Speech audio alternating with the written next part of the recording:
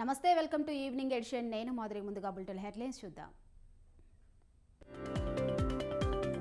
కాంగ్రెస్ నేతలకు కేటీఆర్ లీగల్ నోటీసులు. కొండా సురేఖ, ఎన్ఎం మహేందర్ రెడ్డికి నోటీసులు.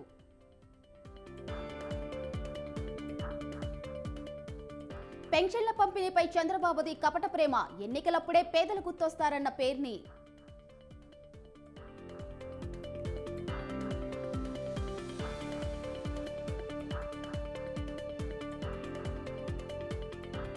నీటి నిర్వహణపై ప్రభుత్వం ఫోకస్. ప్రత్యేక ఐఏఎస్ అధికారుల నియామకం.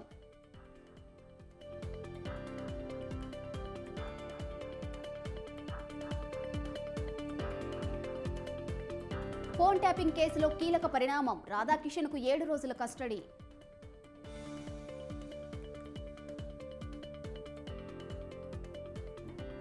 సెన్సెక్స్ 27, నిఫ్టీ 18 పాయింట్లు. స్వల్ప నష్టాల్లో ముగిసిన స్టాక్ మార్కెట్లు.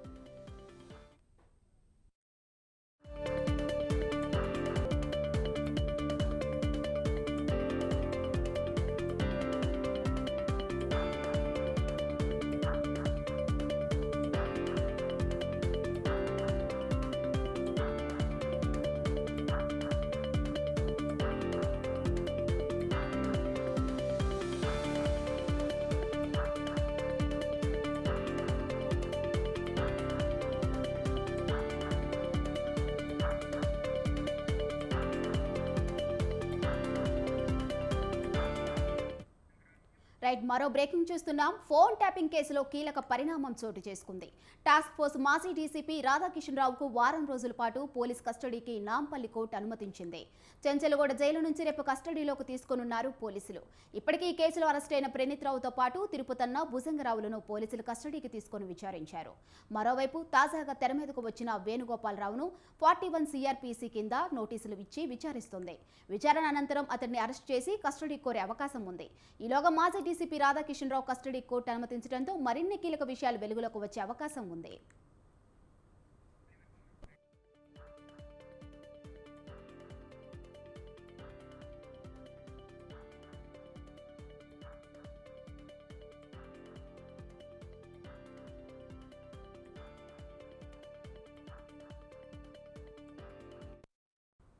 ఫోన్ ట్యాపింగ్ కేసులో కీలక పరిణామం చోటు చేసుకుంది. టాస్క్ ఫోర్స్ మాజీ డీసీపీ రాధాకిషన్ రావుకు వారం రోజుల పాటు పోలీస్ కస్టడీకి నాంపల్లి కోర్టు అనుమతించింది. చెంచలగూడ జైలు నుంచి రేపు కస్టడీలోకి తీసుకునున్నారు పోలీసులు. ఇప్పటికీ ఈ కేసులో అరెస్ట్ అయిన ప్రణీత్ రావుతో పాటు తిరుపతన్న, భుజంగరావులను పోలీసులు కస్టడీకి తీసుకుని విచారించారు.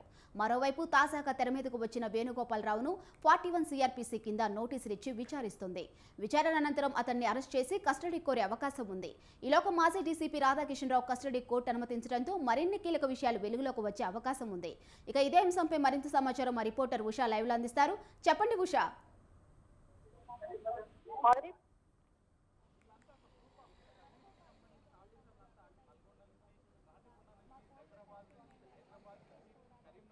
మాదిరి ఫోన్ ట్యాపింగ్ వ్యవహారానికి సంబంధించి ఇప్పటికే కీలక వ్యక్తిగా ఉన్నటువంటి మాజీ ఓఎస్డీ రాధాకిషన్ రావుని ఇప్పటికే నాంపల్లి కోర్టు 7 వారం రోజుల పాటు కస్టడీకి అనుమతిస్తూ పంజాగుట్ట పోలీసులకి అనుమతి ఇచ్చింది. ప్రస్తుతం చూసుకున్నట్టయితే ఈ ఫోన్ ట్యాపింగ్ వ్యవహారానికి సంబంధించి రేపటి నుంచి ఏదైతే ఈరోజు చెంచల్గూడ జైలులో రిమాండ్లో 14 రోజులు రిమాండ్లో ఉన్నటువంటి రాధాకిషన్ రావుని ఈరోజు తీసుకోవాలంటే ఇక్కడ కోర్టులో కూడా ప్రొసీడింగ్స్ అన్నీ ఉంటాయి కాబట్టి ఈ ప్రొసీడింగ్స్ ఫార్మాలిటీస్ అన్నీ అయిన తర్వాత జైలు టైమింగ్స్ కూడా అయిపోతాయి కాబట్టి రేపు ఉదయం అతన్ని వైద్య పరీక్షలు ఉస్మానియా హాస్పిటల్లో వైద్య పరీక్షల అనంతరం అతన్ని కస్టడీకి తీసుకునే అవకాశం ఉంటుంది. సుదీర్ఘంగా ఏదైతే వీళ్ళందరినీ ఏదైతే ప్రణీత్ రావుని, భుజంగరావు, తిరుపతన్నల్ని ఎలా విచారించారో సేమ్ అదే ప్రొసీడింగ్స్లో గేట్లు క్లోజ్ చేసే సేమ్ ఇదే ప్రొసీడింగ్స్లోనే వారం రోజుల పాటు కూడా రాధాకిషన్ రావుని విచారించే అవకాశం ఉంటుంది. మొత్తం మీద ఈ కేసులో ప్రభాకర్ రావు తర్వాత తదుపరి వ్యక్తి అంటే రాధాకిషన్ రావు. అప్పటి ఉప ఎన్నికలు దుబ్బాక, హుజూర్నగర్ అలాగే మునుగోడు ఈ 3 ఎన్నికలకి సంబంధించి కూడా నగదు లావాదేవీలు ప్రతిపక్ష నాయకుల ఇళ్లలోకి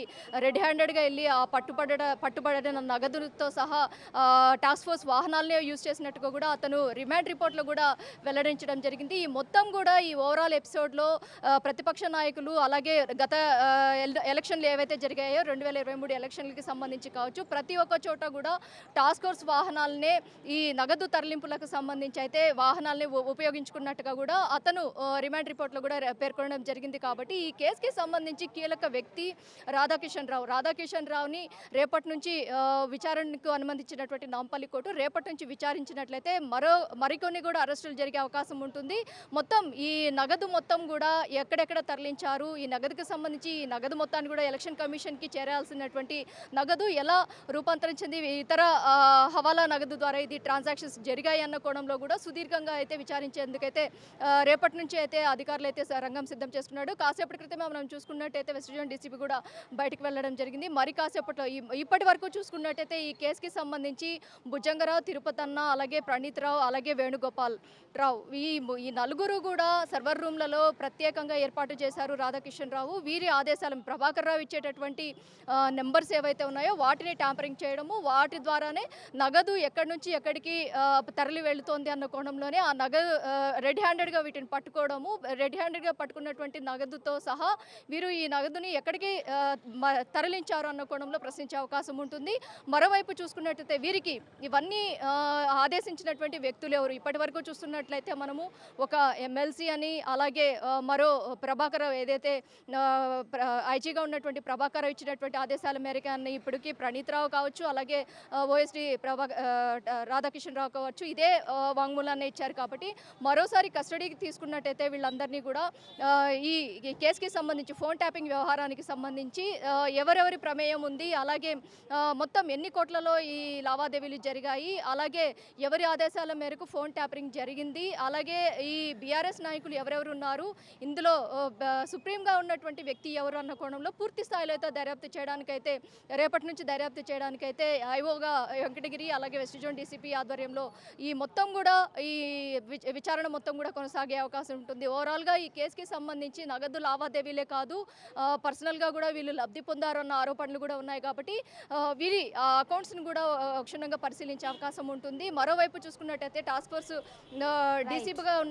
డీసీపీ అయినటువంటి రాధాకిషన్ రావు అక్కడ ఉన్నటువంటి ఇన్స్పెక్టర్లను, కానిస్టేబుల్ను ప్రతి ఒక్కరిని కూడా ఇతను సర్వర్ల దగ్గర వాడుకున్నారు అన్న అభియోగాలు కూడా ఉన్నాయి. కాబట్టి ఈ కేసుకి సంబంధించి రేపు రాధాకిషన్ రావు డే 1లో ఇచ్చేటటువంటి కీలక సమాచారం ఏదైతే ఉందో దాన్ని బేస్ చేసుకుని ఇన్వెస్టిగేషన్ మొత్తం కూడా ఫర్దర్గా మూవ్ అయ్యే ఛాన్సెస్ ఉంటాయి. ఈ ఇన్వెస్టిగేషన్ మొత్తంలో కూడా రాధాకిషన్ రావు ప్రభాకర్ రావు తర్వాత చాలా కీలక వ్యక్తి, ప్రధాన సూత్రధారి, కుట్రపూరిత ఈ ఫోన్ ట్యాపింగ్ కుంభకోణంలో ఇతను కూడా వన్ ఆఫ్ ద పార్ట్నర్గా ఉన్నారు. కాబట్టి ఇతన్ని రేపటి నుంచి విచారిస్తే మరింత సమాచారం వచ్చే అవకాశం ఉంటుంది. రాజకీయ ప్రముఖుల చుట్టూ కూడా ఉచ్చు బిగించే అవకాశం ఉంటుంది. రాధాకిషన్ రావు ఎంతమంది పేర్లు వెల్లడిస్తారు, అలాగే రాధాకిషన్ రావు ఈ ఎన్ని చోట్ల ఈ సర్వర్ రూమ్లను ఏర్పాటు చేశారు. మనకి ఇప్పటి వరకు చూసినట్లయితే నల్గొండ, వరంగల్, సిరిసిల్ల, హైదరాబాద్, మహబూబ్ నగర్ ఈ చోట్ల తప్ప మిగతా చోట్ల ఎక్కడెక్కడ ఇతను ఏర్పాటు చేశారు, ఒక ఈ 5 చోట్లైనా ఇంకా ఎక్కడెక్కడ సర్వర్లను ఏర్పాటు చేశారు, టాస్క్ ఫోర్స్ వింగ్ని ఎలా మిస్యూజ్ చేశారు, అధికార దుర్వినియోగాన్ని ఎలా చేశారు అన్న కోణంలో పూర్తి స్థాయిలో అయితే రేపు అధికారులు అయితే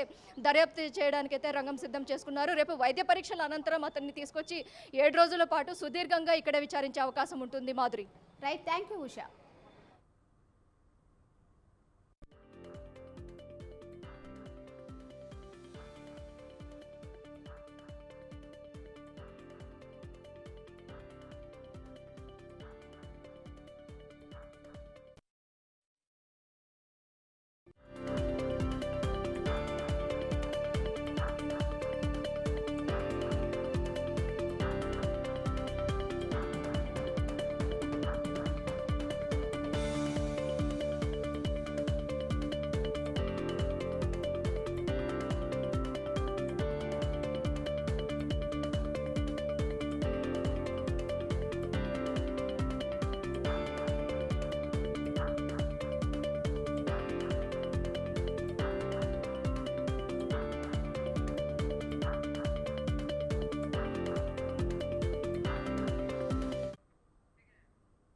తెలంగాణలో ఫోన్ ట్యాపింగ్ వ్యవహారం రాజకీయ ప్రకంపనలు సృష్టిస్తుంది.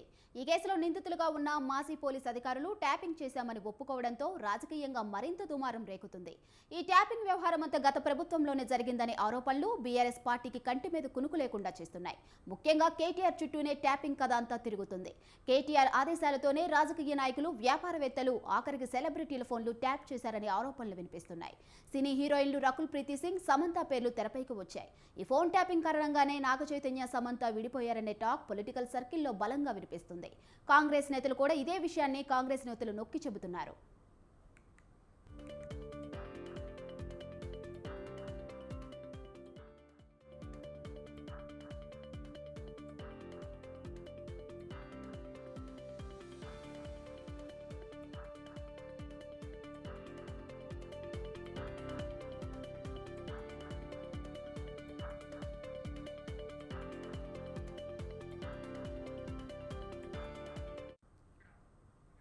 మరోవైపు రోజు రోజుకు కేటీఆర్నే కాంగ్రెస్ నాయకులు టార్గెట్ చేస్తూ ఉండటంతో ఆయన ఉక్కిరిబిక్కిరి అవుతున్నట్లు తెలుస్తోంది. కాంగ్రెస్ నేతల ఆరోపణలకు స్వయంగా కేటీఆర్ వివరణ ఇచ్చుకోవాల్సిన పరిస్థితి ఎదురవుతుంది. మొన్నటికి మొన్న ఫోన్ ట్యాపింగ్తో సంబంధం లేదని, చేస్తే దొంగల ఫోన్లు ట్యాప్ చేసి ఉండవచ్చని పేర్కొన్నారు కేటీఆర్. తాజాగా హీరోయిన్ను బెదిరించినట్లు వస్తున్న ఆరోపణలపై వివరణ ఇచ్చుకున్నారు. హీరోయిన్లను బెదిరించాడని ఓ మంత్రి మాట్లాడుతున్నారని, ఇలాంటి ఆరోపణలకు భయపడనని చెప్పారు. అంతేకాదు, తప్పుడు ఆరోపణలు చేస్తే చట్టపరంగా చర్యలు తీసుకుంటానని హెచ్చరించారు. మంత్రి కొండా సురేఖ, ఎమ్మెల్యే ఎన్ఎం శ్రీనివాసరెడ్డి, కేకే మహేందర్ రెడ్డికి లీగల్ నోటీసులు కూడా పంపారు. అయితే ప్రతి విషయంలో కేటీఆర్ టార్గెట్ కావడం రాష్ట్ర రాజకీయాల్లో చర్చనీయాంశమవుతుంది. నాకు ఎలాంటి ఇల్లీగల్ వ్యవహారాలతో నాకు సంబంధం లేదు. ఫోన్ ట్యాపింగ్ అని చెప్పి లీకు వీరుడు రేవంత్ రెడ్డి గారు పాపం డైరెక్ట్గా ప్రెస్ కాన్ఫరెన్స్ పెట్టే దమ్ము లేదు, డైరెక్ట్గా ఆధారాలు ప్రజల ముందు పెట్టే దమ్ము లేదు. ఏముందో విషయం ఎవరికి తెలియదు. పోలీస్ రిమాండ్లో ఉన్న వాళ్ళకి కూడా ఫోన్లకు వెళ్ళి మీకు లీకులు వస్తాయి. ఈయన లీకు వీరుడు. మరి ఈ లీకు వీరుడు ఏదో కష్టపడి నా క్యారెక్టర్ అసాసినేషన్ చేయాలనే ప్రయత్నంలో చాలా బలంగా ఉన్నాడు. ఎవరో హీరోయిన్లను నేను బెదిరించిన అంటది ఆ మంత్రి. ఆమెకు నెత్తుందా లేదా నాకు తెలియదు. నాకు అంత కర్మ ఏంది, నాకు ఈ దిక్కుమాలిన పనులు చేయాల్సిన పరిస్థితి ఏంది, నాకు ఎలాంటి ఫోన్ ట్యాపింగ్ వ్యవహారంతో నాకు ఎలాంటి సంబంధము లేదు. ఈ అడ్డమైన మాటలు ఎవరైనా మాట్లాడితే, చెత్త మాటలు ఎవరైనా మాట్లాడితే వారు మంత్రి అయినా ముఖ్యమంత్రి అయినా తాట తీస్తాము, లీగల్గానే చూసుకుంటాం. తాట తీస్తామంటే మళ్ళీ మీరు ఇదే యూట్యూబ్లో తమ్మునీళ్ళు పెట్టి తాట తీస్తామన్నాడు, ఈయనకు అహంకారం ఎక్కువ అని చూపెట్టకూరి. అదే వినండి, తొందరపడకండి. తప్పకుండా లీగల్గానే ఎదుర్కొంటాం, న్యాయపరంగానే ఎదుర్కొంటాం. అయితే అధికార కాంగ్రెస్, ప్రతిపక్ష బీజేపీ నేతలు మాత్రం ఫోన్ ట్యాపింగ్ వెనుక కేటీఆర్ హస్తం ఉందని బల్లగుద్దు చెబుతున్నారు. ఈ విషయంలో లోతైన విచారణ చేయాలని డిమాండ్ చేస్తున్నారు. కేకే మహేందర్ రెడ్డి అయితే కేటీఆర్పై డైరెక్ట్గా ఆరోపణలు చేశారు. దీంతో ఈ వ్యవహారం మరింత వేడెక్కింది. కానీ ఇప్పుడు అధునాతనమైన టెక్నాలజీ వచ్చింది. భారత ప్రభుత్వ పర్మిషన్ లేకుండా ఇజ్రాయెల్ నుంచి, రష్యా నుంచి అధునాతనమైన ఇన్స్ట్రుమెంట్స్ తీసుకొచ్చి రాజకీయ నాయకులు, బిజినెస్ మెన్ల ఇండ్ల చుట్టుముట్టు మోహరించి ఏ అనుమతి లేకుండా వినడం అనేది చట్టరీత్యా నేరం. టెలికమ్యూనికేషన్స్ బిల్లు మొన్ననే పార్లమెంట్లో ప్రవేశపెట్టడం జరిగింది. అందులో కూడా ఇటువంటి చట్ట వ్యతిరేక కార్యక్రమాలు ఎవరు చేసినా సరే కఠినమైన శిక్ష దాంట్లో ఉంది. ఏ చట్టం కూడా ఒప్పుకోదు అన్ఆథరైజ్డ్ టెలిఫోన్ ట్యాపింగ్. కేవలం రాష్ట్ర ప్రభుత్వంలో కొంతమందికి, కేంద్ర ప్రభుత్వం ద్వారా కొంతమందికి కొన్ని ప్రత్యేక నియమాలను అనుసరించే ట్యాపింగ్కి అనుమతి జరుగుతుంది. వాటన్నిటిని తుంగలో తొక్కి ఇష్టమున్న వాళ్ళ పేర్లు దాంట్లో ఎక్కించిండ్రు. వందల మంది ఈ ట్యాపింగ్ వ్యవస్థలో భాగస్వాములు అయినరు.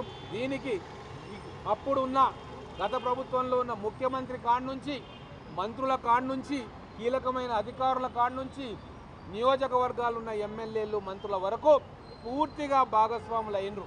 గతంలో కేసీఆర్ గారి ప్రభుత్వం ఈ ప్రాంతంలో స్వేచ్ఛ స్వాతంత్రాలకు కానీ, భావ స్వేచ్ఛకు కానీ, ప్రజాస్వామిక హక్కులకు కానీ, పౌర హక్కులకు కానీ ఆటంకం కల్పిస్తూ ఏ విధంగా ఫోన్ ట్యాపింగ్కు పాల్పడి ఇక రాజకీయ ప్రత్యర్థులనే కాదు, ఇవాళ తెలంగాణ ఉద్యమంలో మేము మా యొక్క శక్తియుక్తులను పన్నిన మాపైనే ఒక అన్నదమ్ముల్లా మెలిగినాం, ఒక కుటుంబ సభ్యుల్లా వాళ్ళతో కలిసి తిరిగినాం. ఇవాళ చివరికి వస్తే మా ఫోన్లను కూడా ట్యాపింగ్ చేసే ఇంకా దుస్థితికి వాళ్ళు దిగజారిందంటే వాళ్ళు ఏ విధంగా తెలంగాణ రాష్ట్రాల్లో విచ్చలవిడతనాన్ని, ఇవాళ భావస్వేచ్ఛను ఏ విధంగా కాల రాసినారో మీ అందరికి కూడా ఇవాళ అర్థమైంది. నేను ఇచ్చిన కంప్లైంట్ కేసీఆర్ ప్రభుత్వం పైన, ముఖ్యంగా కేటీఆర్ గారి పైన. ఎందుకంటే ఈ ఫోన్ ట్యాపింగ్ వ్యవహారాల్లో వార్ రూమ్ సిరిసిల్ల ప్రాంతంలో కూడా వెలువడ్డది. అంతకుముందు అనేకమైన వ్యక్తుల ద్వారా నన్ను మళ్ళీ వాళ్ళ పార్టీలో టీఆర్ఎస్ పార్టీలోకి రమ్మని చెప్పి ఆహ్వానించాను. కాబట్టి ఇవాళ ఆ యొక్క ప్రయత్నాలే కాకుండా ఇవాళ మా దగ్గర సిరిసిల్ల పట్టణంలో వార్ రూమ్ ఏర్పడి దానికి ఎవరైతే పాత్రధారి సూత్రధారి అంటున్న ప్రణీత్ రావు కూడా అక్కడనే అరెస్ట్ చేయబడ్డాడు. కాబట్టి తప్పకుండా ఆ ప్రాంతంలో వార్ రూమ్ ఏర్పడ్డప్పుడు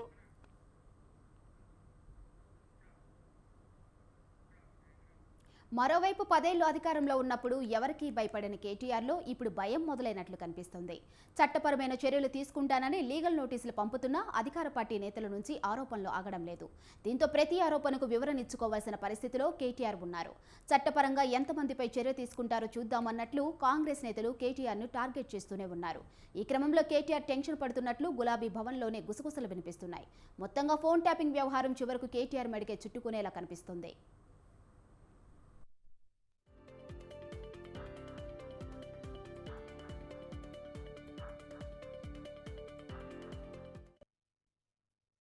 నాకు ఎలాంటి ఇల్లీగల్ వ్యవహారాలతో నాకు సంబంధం లేదు.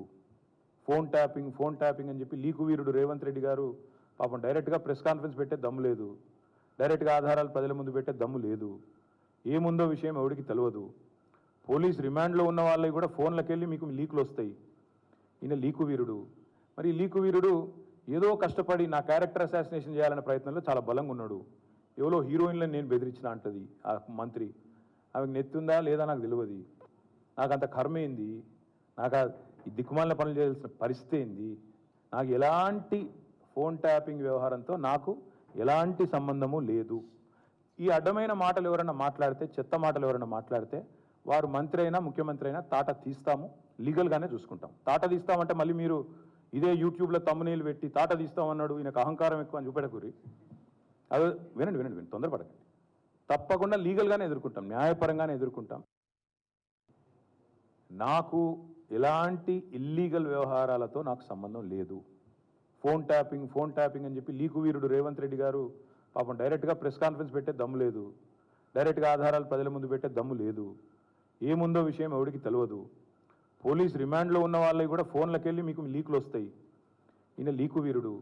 మరి ఈ లీకు వీరుడు ఏదో కష్టపడి నా క్యారెక్టర్ అసాసినేషన్ చేయాలనే ప్రయత్నంలో చాలా బలంగా ఉన్నాడు.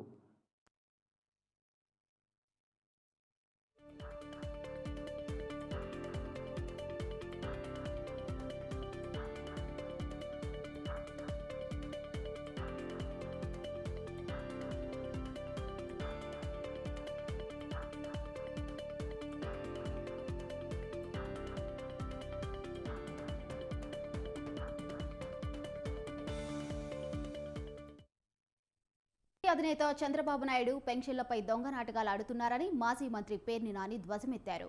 చంద్రబాబుకు పేదలపై ప్రేమ ఇప్పుడొచ్చిందా అని మండిపడ్డారు. 2019 ఎన్నికల సమయంలో రైతుకు జన్మభూమి కమిటీ ద్వారా డబ్బులు పంచుతున్నా తాము అడ్డుకోలేదన్నారు పేర్ని నాని. పసుపు కుంకుమ పేరుతో డబ్బులు వేసినా ఆపాలని తాము ఈసీకి ఫిర్యాదు చేయలేదని చెప్పారు. ఇప్పుడు ఈసీ దగ్గర పెద్ద పెద్ద ఉపన్యాసాలు ఇస్తున్నారని దుయ్యబట్టారు. కుంకుమతో సహా తెలుగుదేశం పరిపాలనలో 2014 నుంచి 19 దాకా జన్మభూమి కమిటీల ద్వారా మీరు ప్రతి పథకాన్ని 58 మాసాల పాటు మీరు పంచిపెట్టారు. చిట్ట చివరికి పసుపు కుంకుమతో సహా ఏనాడైనా జగన్మోహన్ రెడ్డి గారు మీరు రైతు రుణమాఫీ చేస్తాం సంపూర్ణంగాని 86,000 కోట్ల రూపాయలు రైతు రుణమాఫీ చేయకుండా ఎగ్గొట్టి మోసం చేస్తే చిట్ట చివరిగా ఎన్నికలకు వచ్చే తరుణంలో రైతుకు 3,000 4,000 రూపాయలు డబ్బులేస్తుంటే జన్మభూమి కమిటీ ద్వారా మేమేమన్నా ఆపామా?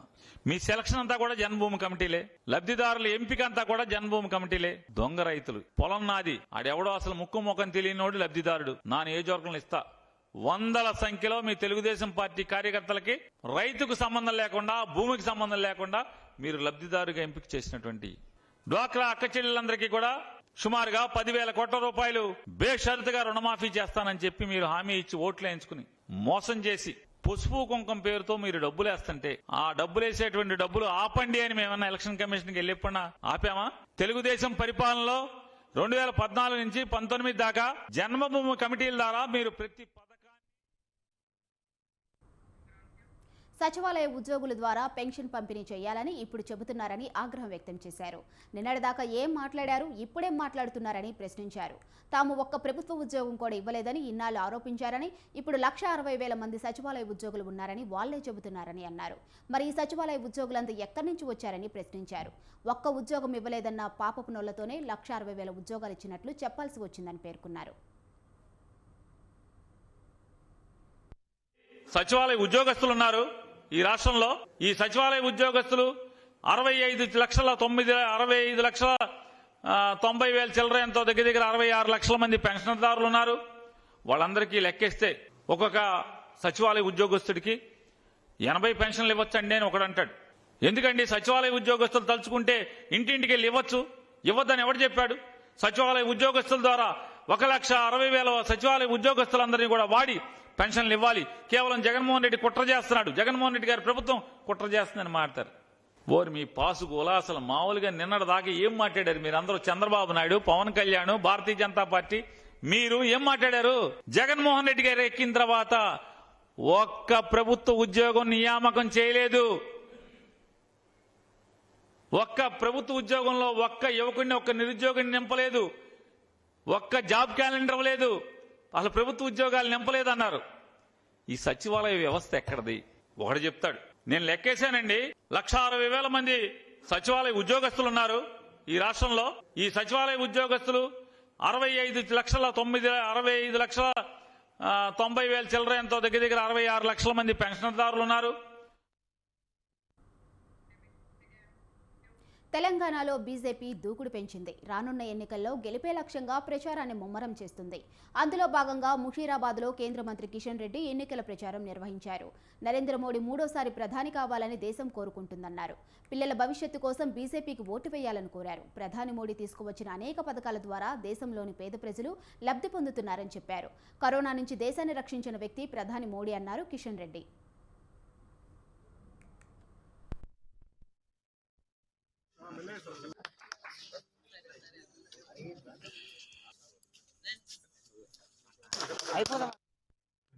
ఎన్నికలు దేశ అభివృద్ధికి సంబంధించినటువంటి ఎన్నికలు ఇవి. ఈ ఎన్నికల్లో మనమందరం కూడా మన భవిష్యత్తు కోసం, మన పిల్లల భవిష్యత్తు కోసం ఓటు వేయాలి. కాబట్టి నేను మీ అందరినీ కోరేది ఒకటి ఏంటంటే, అందరూ కూడా పోలింగ్కి రావాలి. ముఖ్యంగా చదువుకున్నటువంటి వాళ్ళందరం, మనము కాలనీలో ఉన్నటువంటి వాళ్ళం 30-35% కూడా పోలింగ్కి రావటం లేదు.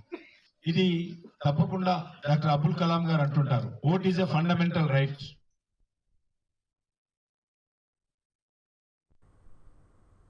మంత్రి పొంగులేటి మాట్లాడుతున్నారు. లైవ్ లో చూద్దాం.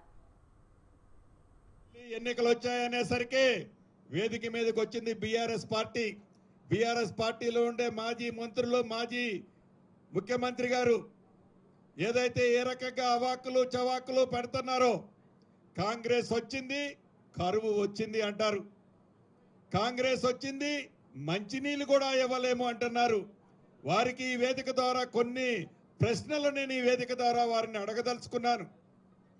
కాంగ్రెస్ ప్రభుత్వం అధికారం వచ్చింది డిసెంబర్ 7వ తారీఖు నాడు.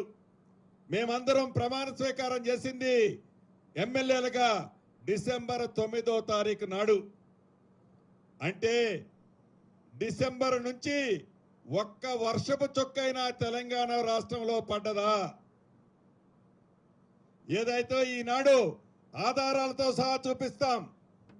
సెప్టెంబర్ 5వ తారీఖు నాడు, ఆనాడు 3 మ్యాన్ కమిటీ ఏదైతే ఒక రిపోర్ట్ ఇచ్చింది, ఆ రిపోర్ట్లో చాలా స్పష్టంగా చెప్పింది, సుమారు 56% ఈ సంవత్సరం వర్షపాతం తక్కువగా పడ్డది రాష్ట్రంలో. అటు గోదావరి పరివాహక ప్రాంతంలో, ఇటు కృష్ణా పరివాహక ప్రాంతంలో ఉండే సుమారు 14 రిజర్వాయర్లలో నీరు చాలా తక్కువగా ఉంది. నీటికి, తాగునీరుకే పెద్ద సమస్య వచ్చే పరిస్థితి ఉంది. నీటిని జాగ్రత్తగా వాడుకోవాల్సి ఉంది అని ఈరోజు నేను చెప్పటం కాదు, వాళ్ళకి తొత్తైన నమస్తే తెలంగాణ పేపర్లో, నమస్తే తెలంగాణ పేపర్ వారి తొత్తు పేపర్ అయినా, ఈ తొత్తు పేపర్లోనే అక్టోబర్ నెలలోనే హెడ్లైన్ బ్యానర్ ఐటమ్ కింద రాసిన విషయాన్ని వాళ్ళు మర్చిపోతున్నారా? అది వారి ప్రభుత్వంలో ఉన్న టైంలో రాసిన ఆర్టికల్ ఇది. ఆనాడు ఏదైతే మీరు ప్రభుత్వంలో ఉన్నప్పుడు మీ 3 మ్యాన్ కమిటీ కానీ అదే రకంగా కేఆర్ఎంబి కమిటీ కానీ చాలా డీటెయిల్గా రిపోర్ట్లు ఇచ్చింది. ఆ రిపోర్ట్లలో ఈ సంవత్సరం నీటి ఎద్దడి ఉంది, 7వ తారీఖు నాడు, 6వ తారీఖు నాడు, 9వ తారీఖు నాడు అక్టోబర్ నెలలో 3 రిపోర్ట్లు ఇచ్చారు. చాలా స్పష్టంగా నీటి లభ్యత మీద చాలా డీటెయిల్గా ఇచ్చారు. తాగునీరు సమస్య ఉంది, సాగునీరుకి ఇబ్బంది కష్టంగా ఉంది. ఈ పరిస్థితుల్లో ఉన్న నీటిని జాగ్రత్తగా వాడవలసిన అవసరం ఉంది అని మీరు అధికారంలో ఉన్ననాడు మీ అధికారులే లెటర్లో రాశారు. దీనికి కాంగ్రెస్ పార్టీకి ఈ కరువుకి ఏ రకంగా రంకు అంటగడుతున్నారు అని ఈ వేదిక ద్వారా ఆ మాజీ మంత్రులని, ముఖ్యమంత్రిని ప్రశ్నిస్తున్నాను. మీరు అధికారంలో ఉండి అధికారంలో ఉన్నప్పుడు మీరు ఎలగబెట్టిన గొప్పతనాలని మూలిగే నక్క మీద తాటికాయ పడ్డట్టు వీటికి జోడు అదనంగా కాళేశ్వరం ప్రాజెక్టులో ఉన్న నీళ్లు ఆ బ్యారేజీలు డ్యామేజ్ అవటం వల్ల వీటికి జోడు గోదావరి బేసిన్కి సంబంధించిన నీళ్లు కూడా మొత్తం కిందికి వదిలేసినారు మీరు. అంటే మీ ప్రభుత్వంలోనే మీరు చేసిన నిర్వాహక వల్లనే తాగునీటికే సమస్య ఉన్నది అనేది ఆనాడు అధికారులు గమనించారనేది మీరు